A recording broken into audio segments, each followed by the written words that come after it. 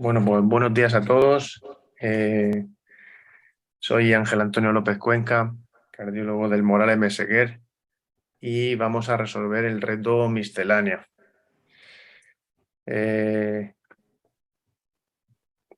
Estos son los resultados de este reto. Han participado 30 centros de salud y la puntuación media ha sido de 16 preguntas acertadas y el equipo ganador ha sido el Barrio del Carmen, que ha hecho pleno.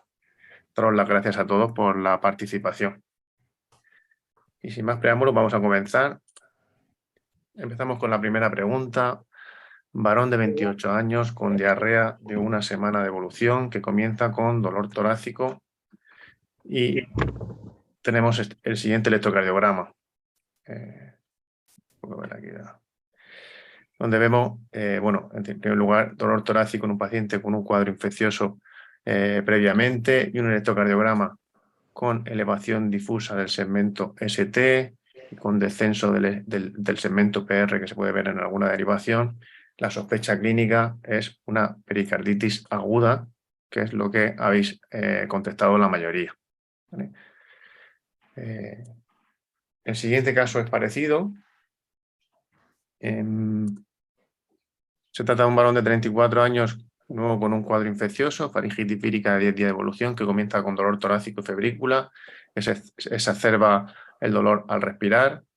Se le hace esta radiografía y aquí la pregunta es ¿cuál de las siguientes es falsa? ¿Vale? La radiografía de tórax nos llama la atención que tiene una cardiomegalia. Entonces, en este caso, de nuevo, la sospecha clínica es el de una pericarditis aguda, pero ya la cardiomegalia nos debe hacer pensar que esta pericarditis puede estar complicada con un derrame pericárdico. De tal forma que la falsa sería que esta sería una pericarditis aguda no complicada. Oye, que antes acertamos ya. Ambulatorio. ¿Vale? Todas las demás respuestas son correctas. Hay que hacer un electrocardiograma, toma de constantes, hay que enviar a urgencias para descartar la sospecha de un derrame pericárdico, porque en tal caso probablemente el paciente quede ingresado. ¿Vale? Así que la respuesta falsa es que se maneja ambulatoriamente. Siguiente electrocardiograma, ¿qué actitud le parece menos adecuada en este hallazgo, ante este hallazgo preoperatorio? ¿Vale? Lo que podemos ver a continuación es un electrocardiograma de un paciente que está en ritmo sinusal y que vemos cómo hay un PR largo que se prolonga y una onda P que no conduce. ¿Vale? Es una secuencia de Benkeman, un paciente que tiene un bloqueo completo de rama derecha basal. ¿Cuál es la actitud menos adecuada? Pues en principio un paciente asintomático con un bloqueo tipo Benkeman, pues no hay que mandarlo a urgencias por estudio, hay que hacer todo lo demás, ¿no? Buscar si tiene síntomas de insuficiencia cardíaca, realizar un ecocardiograma porque tiene un bloqueo de rama, preguntar por la historia familiar de cardiopatía, portadores de marcapaso, pero no hay que remitir a urgencias para estudio, ¿vale? Como podemos ver aquí en las rutas asistenciales, pues en un paciente que no tenga inestabilidad hemodinámica, ni bloqueo tipo MOVID 2, ni bloqueo B completo, estaríamos por este lado de la ruta. Si está asintomático y no hay dudas en el electrocardiograma, bueno, pues se estudiaría ambulatoriamente, bien por cardiología o bien por atención primaria, recordando que el MOVID, el bloqueo V de segundo grado tipo Benkeman, MOVID 1, pues no precisa ningún tratamiento. Y la siguiente pregunta es parecida, varón de 87 años, que tiene este electrocardiograma preoperatorio, ¿qué recomendaría? Pues aquí en este caso lo que vemos es un ritmo sinusal con un QRS ancho con morfología de bloqueo completo de rama izquierda. En principio, un varón de 87 años con un bloqueo completo de rama izquierda asintomático, pues lo había acertado todo, en ausencia de síntomas no precisa ningún tratamiento específico, ni hay que enviar urgencias, ni hay que poner un marcapaso, ni nada de eso. ¿Vale? De nuevo, recordando las rutas asistenciales, bloqueo de rama, bloqueo completo, en ausencia de síntomas, estaremos por aquí, pues hay que hacer un estudio cardiológico, un ecocardiograma, descartar cardiopatía estructural, pero no precisa enviar urgencias ni poner ningún tratamiento en especial. Siguiente pregunta, dice, el ecocardiograma corresponde a un paciente con disnea de esfuerzo. Señale la respuesta verdadera con respecto a la auscultación. Bueno, aquí vemos una imagen del ecocardiograma, donde vemos que es un plano de 4 cámaras. Aquí tenemos las cavidades derechas, aquí tenemos las cavidades izquierdas, ventrículo izquierdo, válvula mitral y aurícula izquierda. Y lo que vemos aquí es un jet de regurgitación entre el ventrículo izquierdo y la aurícula izquierda, es un jet de insuficiencia mitral, ¿vale? Entonces, la pregunta va sobre la ocultación de la insuficiencia mitral. Que la insuficiencia mitral produce un soplo sistólico, ¿vale? Por lo cual esta ya es falsa, y no es un soplo sistólico rudo eyectivo, ni tampoco irradia a cuello, o el de estenosis aórtica, sino que característicamente es un soplo sistólico en banda, ¿vale? Donde la intensidad del soplo es constante a lo largo de la sístole. Por eso lo llamamos soplo sistólico en banda. Y la siguiente pregunta también va sobre ocultación. Dice, mujer de 40 años con disnea de esfuerzo, hasta hacerse de mínimos esfuerzos. A continuación se presenta la ocultación cardíaca a nivel del APE, donde 1 es el primer ruido y A y P son los componentes aórtico y pulmonar del segundo ruido. Y la pregunta va sobre qué significa este componente SP. ¿Vale? Entonces lo que podemos ver aquí de entrada es que después del segundo ruido, cuando comienza la diástole, pues hay un soplo que ocupa toda la diástole, pero que al final de la misma se intensifica, se refuerza. ¿Vale? Por lo tanto, el paciente no tiene una insuficiencia mitral, esta es falsa porque la insuficiencia mitral da un soplo sistólico y aquí tenemos un soplo diastólico. El paciente, ese componente SP no indica que tiene hipertensión pulmonar, porque en la hipertensión pulmonar lo que ocurre es que se refuerza el componente pulmonar del segundo ruido, debido a que la válvula pulmonar cierra con más fuerza y más precozmente, y no tiene nada que ver con lo que está ocurriendo aquí al final de la diástole. Y este componente siempre se escucha en la estenosis mitral, también es falso. También es falso. ¿Por qué? Porque vamos a verlo a continuación. ¿Qué significa ese componente? Pues cuando lo ponemos la ocultación en el ciclo cardíaco, vemos cómo esta parte corresponde con la onda P, ¿no? Con la contracción auricular. Y efectivamente se trata de un refuerzo del soplo diastólico que ocurre en los pacientes que están en ritmo sinusal como consecuencia de la contracción auricular. Y esto obviamente no ocurre en todos los pacientes con estenosis mitral, sino que ocurre en aquellos que están en ritmo sinusal. No va a pasar en aquellos que están en fibrilación auricular porque no tienen contracción auricular. Por tanto, la respuesta correcta era que eso significa que el paciente está en ritmo sinusal.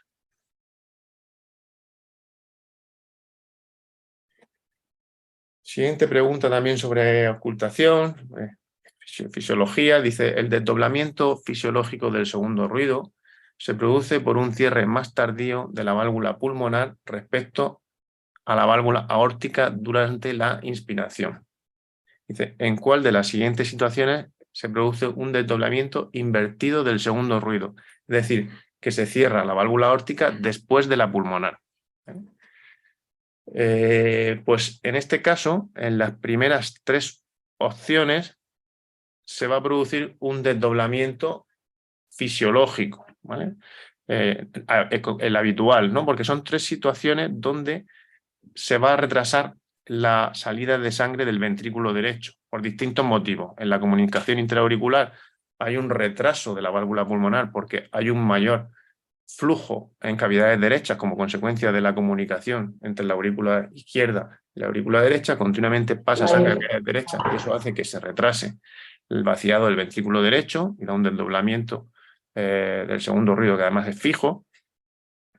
En el caso del bloqueo completo de rama derecha, este retraso se produce por que hay un retraso de la despolarización del ventrículo derecho y también hay un retraso derecho en la estenosis pulmonar porque pues por la propia estenosis tarda más tiempo en vaciarse el ventrículo derecho. Mientras que no se produce un desdoblamiento invertido en el bloqueo completo de rama izquierda porque por el mismo motivo se despolariza más tardíamente el ventrículo izquierdo y eso hace que se retrase el cierre aórtico, ¿vale? Con lo cual esa era la respuesta correcta.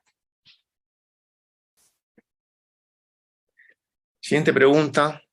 Paciente de 53 años, hipertenso, que acude a urgencias por dolor torácico brusco, irradiado de espalda, lacerante, intenso, sin disnea ni palpitaciones.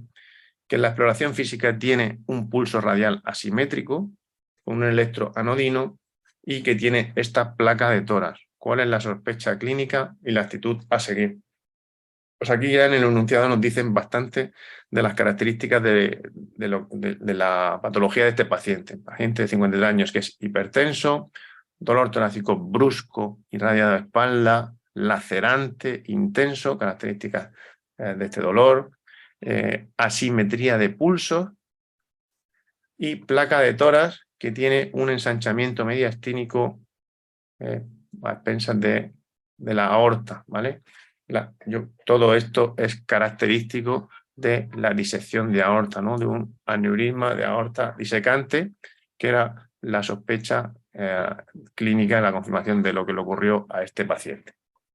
Había acertado la mayoría.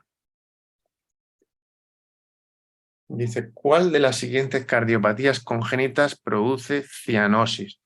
¿Vale? En primer lugar, recordar por qué se produce la cianosis. La cianosis se produce en aquellas cardiopatías donde hay un cortocircuito derecha-izquierda, es decir, que produce paso de sangre venosa, sangre no oxigenada, a la circulación sistémica, con lo cual hay una mezcla ahí de sangre que hace que la saturación arterial sistémica esté disminuida, la saturación de oxígeno, y eso produce la cianosis, ¿vale?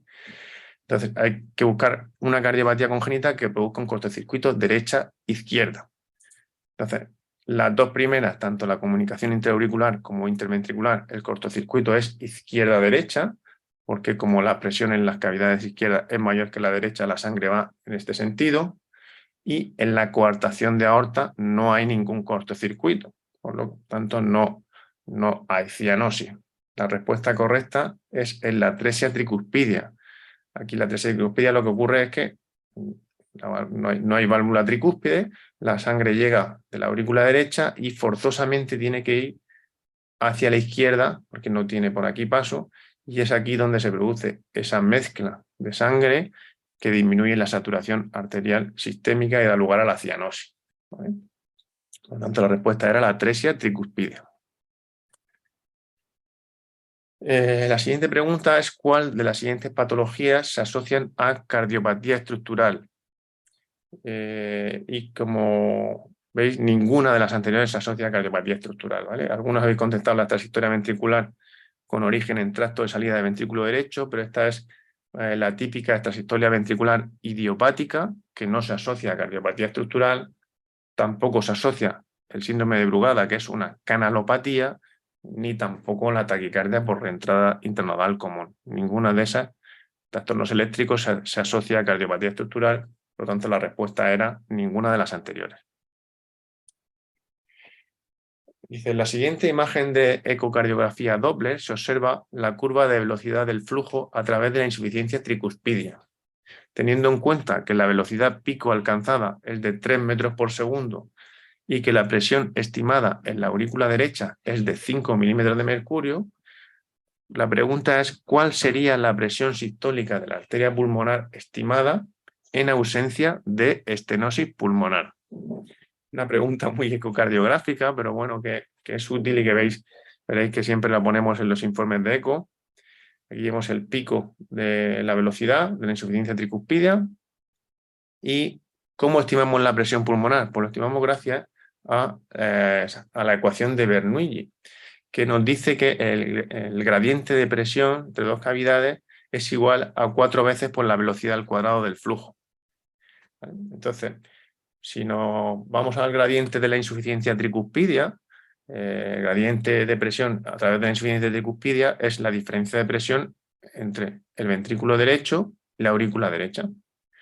Con la ecuación de Bernoulli sería 4 veces la velocidad al cuadrado a través de la insuficiencia tricuspidia igual a la presión sistólica del ventrículo derecho menos la de la aurícula derecha. Pero si tenemos en cuenta que en ausencia de estenosis pulmonar esta presión sistólica del ventrículo derecho es equivalente a la presión sistólica de la arteria pulmonar, pues la presión sistólica pulmonar nos quedaría como que es igual a 4 veces la velocidad al cuadrado de la insuficiencia tricuspidia más la presión de la aurícula derecha. Con lo cual, yéndonos al ejemplo, sería 4 veces por 3 al cuadrado más 5, la respuesta correcta sería 41 milímetros de mercurio. Bueno, paso. La respuesta correcta. Siguiente pregunta sobre cardiooncología. Dice, ¿cuál de los siguientes no se considera un factor de riesgo de cardiotoxicidad secundaria al tratamiento oncológico? Y la mayoría la habéis acertado. La respuesta correcta sería mujer joven, mujer de 55 años con cáncer de mama que realiza ejercicio físico de moderada intensidad durante el tratamiento oncológico.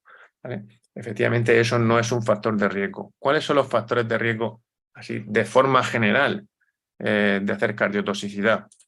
Pues los factores de riesgo son las edades extremas de la vida, los factores de riesgo cardiovascular, hipertensión, diabéticos, etcétera, los pacientes que ya tengan una cardiopatía previa, cardiopatía isquémica, fracciones de eyección en el límite bajo de la normalidad, los pacientes que ya hayan tenido insuficiencia cardíaca o que ya hayan tenido disfunción ventricular y los pacientes que reciben combinación de tratamientos quimioterápicos o con radioterapia, sobre todo combinación de tratamientos quimioterápicos que incluyan las antraciclinas, ¿vale? Las antraciclinas que son de los fármacos más cardiotóxicos, ¿vale?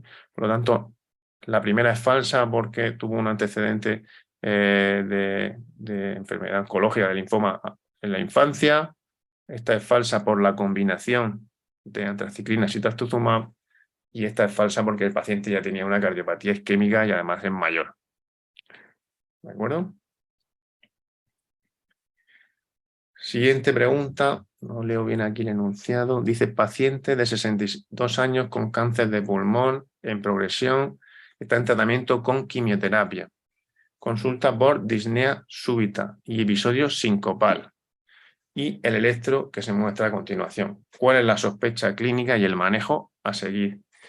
Bueno, ya el enunciado nos orienta un poco cuál es la sospecha, ¿no? Paciente oncológico en progresión, quimioterapia, disnea súbita y síncope, y un electro que nos muestra pues, un patrón con TES negativas en precordiales derechas, con un patrón S1Q3T3, con taquicardia sinusal. La sospecha clínica, como habéis acertado todos, es de un tromboembolismo de pulmón. ¿Vale? O sea que, con los datos de la pregunta ya sabíamos la sospecha. Siguiente pregunta. ¿Cuál de los siguientes no produce un alargamiento del intervalo QT? Pues tenemos que recordar que el intervalo QT se prolonga por diversas situaciones. Lo pueden provocar fármacos, característicamente el sotalol. Lo prolongan alteraciones iónicas, que característicamente hipopotasemia, hipocalcemia, hipomagnesemia. Lo puede prolongar la isquemia, prolongan el tacosubo, pero tenemos que quedar con que la bradicardia es lo que prolonga el intervalo QT, la bradicardia, no la taquicardia. De hecho, en un paciente que tiene torsión de puntas, ¿no? Como consecuencia de un QT largo, pues uno de los tratamientos que ponemos es isoproterenol o incluso estimulación del ventrículo para taquicardizar al paciente y así disminuir el intervalo QT. Siguiente pregunta. La presencia de ondas A cañón en el pulso venoso yugular se produce como consecuencia de la contracción de la aurícula derecha mientras la válvula tricúspide se encuentra cerrada. ¿En cuál de las siguientes situaciones no se puede encontrar este tipo de ondas en el pulso yugular? Es decir, la presencia de ondas A cañón se va a producir siempre que se contraigan a la vez aurícula y ventrículo derecho. Entonces, ¿en qué situaciones se va a producir? Pues en las dos primeras, bloqueo V completo y taquicardia ventricular, porque son dos trastornos arrítmicos donde hay una disociación auriculoventricular, es decir, las aurículas se están contrayendo por su lado de forma independiente a la contracción de los ventrículos y hay momentos en donde puede coincidir la contracción de la aurícula con la del ventrículo y, por supuesto, también se va a producir esa situación en la taquicardia por reentrada intranodal común, porque en este caso la contracción durante la taquicardia es simultánea de aurícula y ventrículo, ¿vale? El ciclo de la reentrada está en el nodo y a partir de ahí se contraen a la vez aurícula y ventrículo. Por lo tanto, la respuesta es que en todas se pueden producir ondas a cañón. Siguiente pregunta sobre dispositivos y esta placa de tórax. Dice, ¿qué tipo de dispositivo tiene el paciente de esta placa de tórax? Pues bueno, vamos a ver los electrodos que podemos ver en la placa. Bueno, de entrada nos llama ya la atención que tiene, bueno, está puesto en el lado derecho, que normalmente se suelen colocar los dispositivos en la izquierda. Es un dispositivo bastante grande. Y luego vemos que tiene aquí un electrodo en la aurícula derecha. Aquí vemos la punta del electrodo del ventrículo derecho. Y si nos fijamos bien, aquí tiene otro electrodo que está metido a través del seno coronario hacia una vena coronaria, ¿vale? Es un dispositivo tricameral y si nos fijamos bien, además tiene aquí una zona más radiopaca que se corresponde con una bobina de desfibrilación, porque esto es un desfibrilador con marcapasos tricameral, ¿vale? Que era la respuesta correcta. 3 electrodos y desfibrilador. Dice, ¿en cuál de las siguientes patologías está contraindicado el embarazo? La mayoría habéis acertado en la hipertensión arterial pulmonar severa, ¿vale? No está contraindicado en las demás. Así, a modo de recordatorio, decir que en general en el embarazo las sobrecargas de volumen, ¿no? Como ocurre en la CIA o como ocurre en la insuficiencia vital, se toleran bien. Lo que se tolera mal en el embarazo son las sobrecargas de presión.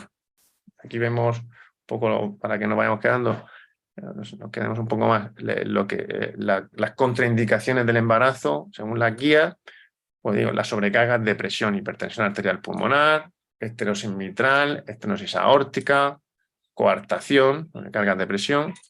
Los pacientes que tienen disfunción ventricular, incluidos los que hayan tenido, aunque sea leve, una miocardiopatía de periparto, y ya los que tienen una afectación vascular, pero con, ya digamos más graves, ¿no? Dilataciones aórticas graves o el Ehlers-Danlos vascular.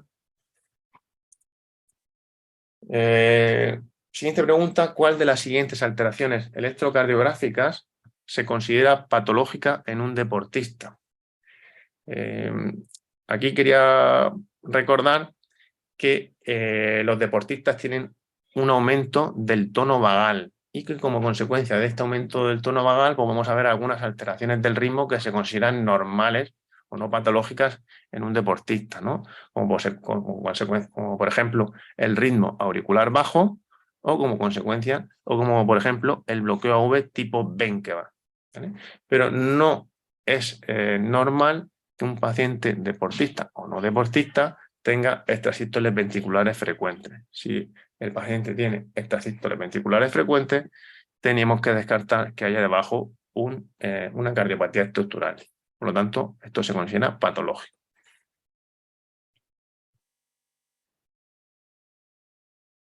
Siguiente pregunta, ¿en cuál de las siguientes situaciones está indicada la profilaxis de endocarditis? La respuesta correcta es tratamiento dental invasivo en paciente con prótesis mecánica mitral. ¿Y por qué esta es la respuesta? Porque según las guías, lo que vamos a repasar a continuación, para hacer profilaxis de endocarditis necesitamos 2 requisitos. En primer lugar, una predisposición, una cardiopatía predisponente, ¿vale? En lo que tenemos que quedar con que las guías nos lo han resumido en que el paciente bien tenga una prótesis o bien haya tenido una endocarditis previa o tenga una cardiopatía congénita, pero importante, ¿no? Una cardiopatía congénita cianótica o reparada con material protésico, o que le haya quedado en subresidual, ¿vale? Pero cardiopatías congénitas importantes, no una válvula aórtica bicúspide como hacíamos hace años. Entonces, en primer lugar, debe haber una predisposición y en segundo lugar se debe someter a un procedimiento de riesgo. En la guía nos lo han dejado ya claro, simplemente, o sea, los únicos procedimientos de riesgo en los que hay que hacer profilaxis son los procedimientos dentales que requieran una manipulación gingival o periapical del diente o perforación de la mucosa oral. No otros procedimientos dentales ni tampoco procedimientos respiratorios, gastrointestinales, de la piel, etc. Por lo tanto, estas cardiopatías predisponentes y estos procedimientos dentales. Y la última pregunta, ¿en cuál de los siguientes cambios cardiovasculares no se producen en el embarazo? Y efectivamente la mayoría lo habéis acertado. Sabéis que en el embarazo se produce un aumento del volumen plasmático, del gasto cardíaco, de la frecuencia cardíaca, y hay una disminución, precisamente para que se produzca este aumento del gasto cardíaco, una disminución de las resistencias vasculares, tanto pulmonares como periféricas. Por lo tanto, la respuesta correcta, la que no se produce en el embarazo, es el aumento de las resistencias vasculares periféricas. Y esto ha sido todo. Muchas gracias.